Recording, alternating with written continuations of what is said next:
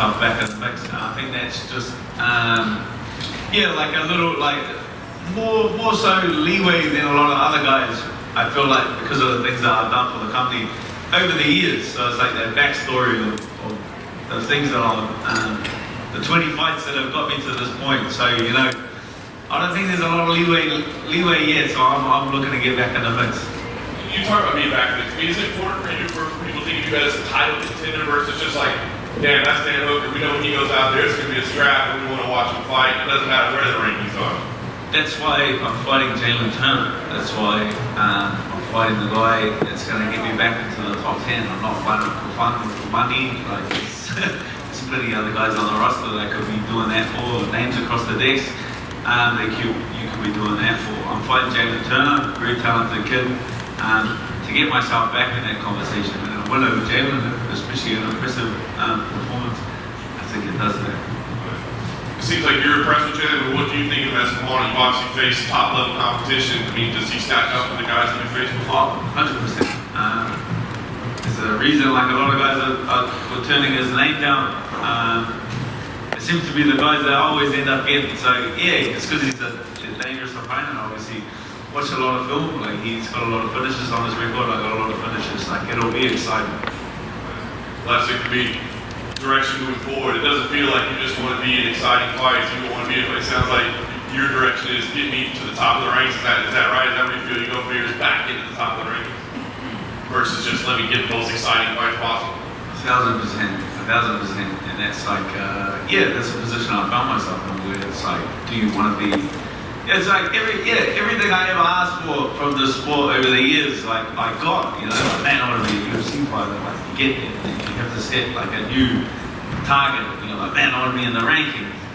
Man, I want to be rich. You know, and you tick all of these things and you get them, and you're like, oh, this sucks. Like I want something else. I want more. So it's like, man, I want to be the champ. Like that's the only reason I'm here. Dan, you obviously considered a veteran in this fight compared to Jalin, who's the younger guy.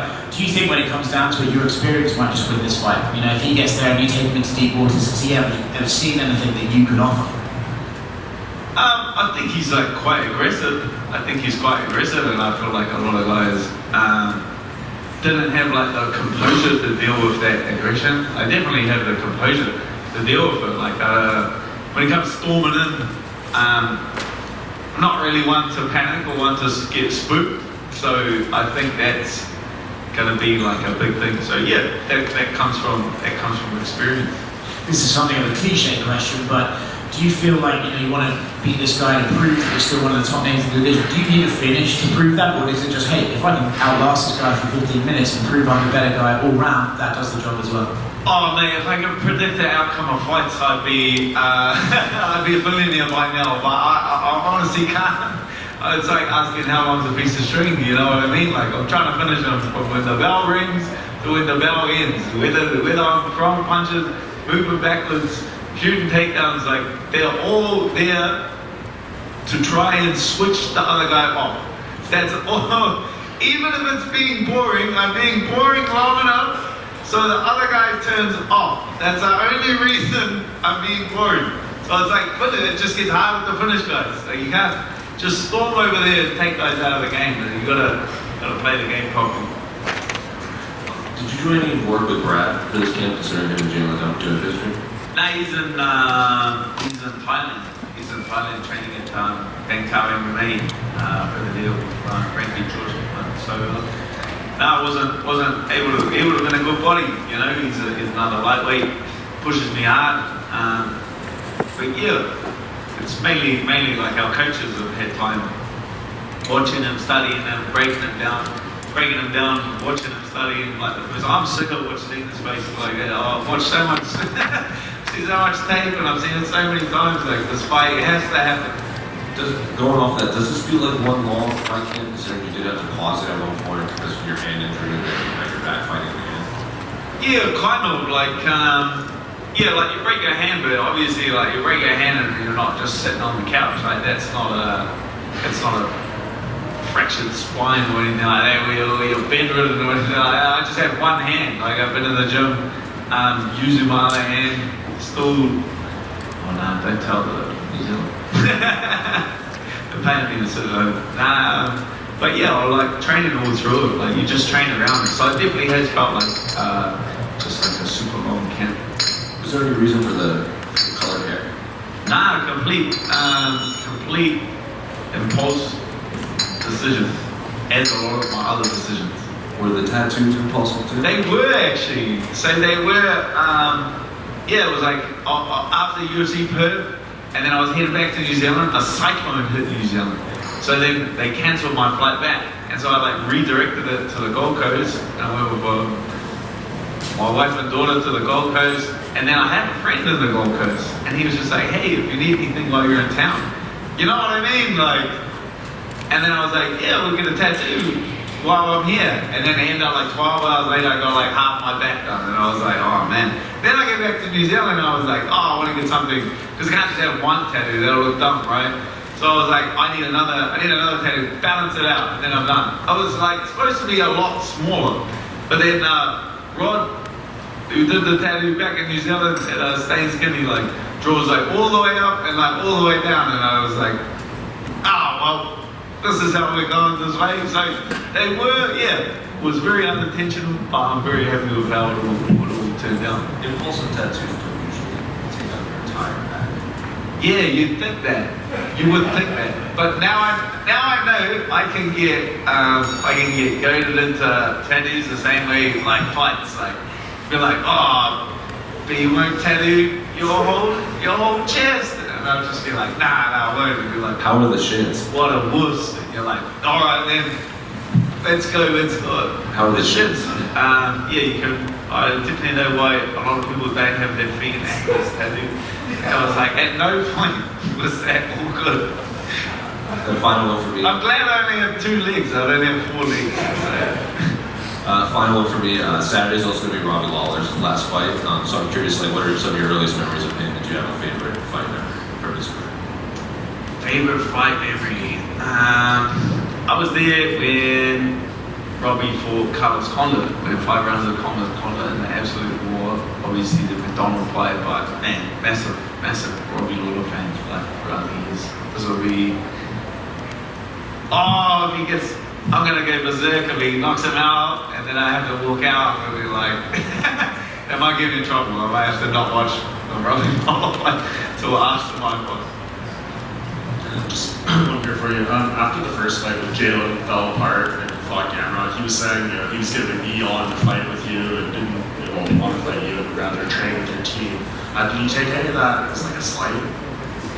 Nah, like that's fair. Like that's just that's how the number game works. It's like you beat a guy at number 7 or whatever Gamrot was at. It's like why would you go back and fight number 12 or 13? Like that's in no way do I take any of this stuff personally. You know what I mean? Like I don't get offended by any of that kind of carry on. Like he's been a super respectful guy. I've been respectful back then. Like I think fans are just excited for like how we play out like technically. Would you welcome him down to New Zealand if you wanted to do that after the fight? To train? Yeah, oh man, that's up to Eugene. Eugene's running the ship. I'm not standing at the front door checking IDs or anything like that. I'm just that's usually he's got to get it past the boss. Dan, over here? Right here, your left. How's it going? Oh yeah. I'm doing well. Do you feel like you're being disrespected at all going into this fight in terms of like the betting odds and maybe fans not really looking at who you're fighting? Like you're fighting nothing but top contenders for the most part. Nah, like I'm not. It like is what it is. We're in an incredibly honest sport. So after like recent results, these questions need to be asked. Like I'm not at all. I don't at all take like that stuff personally. I just know what I'm capable. You know what I mean? So I'm excited to get out there on Saturday and just show it to everyone. Just share my capabilities with everyone. Like that's it. So it's not like if you just get stuck in like a negative thought cycle, you would just go down and down and down. If I'm sitting at home like everyone thinks I'm gonna lose, so that means I'm gonna lose. Like, ooh, I wouldn't be here right now. I know it was a couple months ago. I know after Alex's fight with Islam Makhachev, you made the comments about the IB. Are you still getting backlash for that on social media? Don't look at social media, mama. Just spray Smart man. spray and walk away. For sure. And just last one for me. Jalin had a really close fight with Gamrot in his last fight. Do you think he did enough to win? Should that have gone his way, do you think? Close. Like it comes down to judging. Obviously, with like the judging, it's like a difficult thing to really nail down. So I feel like, yeah, it's like it's how you're really looking at things. I feel like that fight could have gone either way. Dan, just over here, going off the back of that, do you see, when you watched his performance against Gamrot, was there any openings that you saw that you think you could perhaps capitalise on Saturday? Oh, it's a little bit different. Like it's a very different skill set and an incredibly different approach between myself and Gamrot. Just like constantly shooting him for takedowns is not something that I'm well known for. A little bit like you can take away, but not too much, I don't think. And you've done some work with Craig Jones as well. Can you talk a little bit about that and how that's helped you? Yeah, no, that was really cool. The first half of this camp, Craig Jones, Israel brought him over to New Zealand. He come down, train with the boys at City Kickboxing. He was there every day, and it's quite funny because it's not really how Eugene had it going. He didn't really. It's not like we were doing jiu-jitsu. Everyone's like, oh, so you've been doing a lot of jiu-jitsu instead of a lot of striking. I'm like, nah, that's not really how Huge had it going. Like we were doing our exact normal schedule, and then like an hour and a half, 2 hours of jiu-jitsu on top of that every day. So it's like, for that first little bit, like we were grinding it out. So it's been an incredible camp having Craig there for the first half of it, and then to just really focus on my own game and working with my coaches since he's been gone. It's been a great camp. And of course you want to stay in the win column this Saturday. How do you see yourself getting the job done?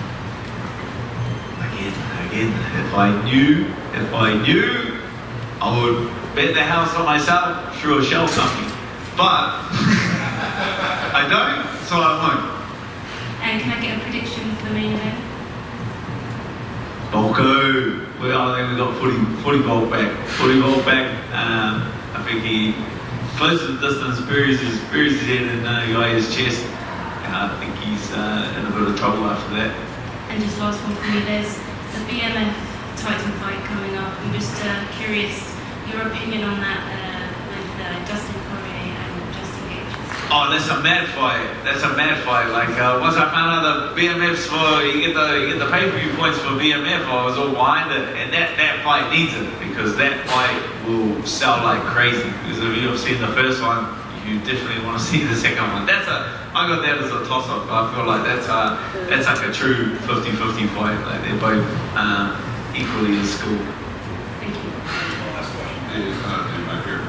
You made the comment earlier, the betting odds here, and you mean pretty big underdog here. You fought the who's who, in the division, and this is about as big of an underdog as you've been in quite some time besides the Islam fight. Like, do you relish this opportunity to play spoiler and kind of prove everybody wrong?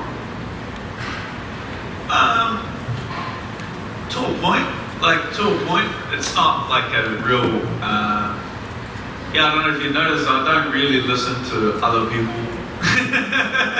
as much as I should, so I like being the underdog, having little lines and minuses and pluses next to your name, actually has zero impact on the reality of the fight. That's not the reality. I focus on what I'm focused on. The stuff that I've drilled with my coaches over the last few months, the technical analysis, things that I focus on are things that I can control. Yeah, and then last question from me, obviously in Vegas, gambling capital of the world, kind of curious if you have a favorite roulette number or a couple. Nah, I only play pokies. That's the only rule. Thank you, team.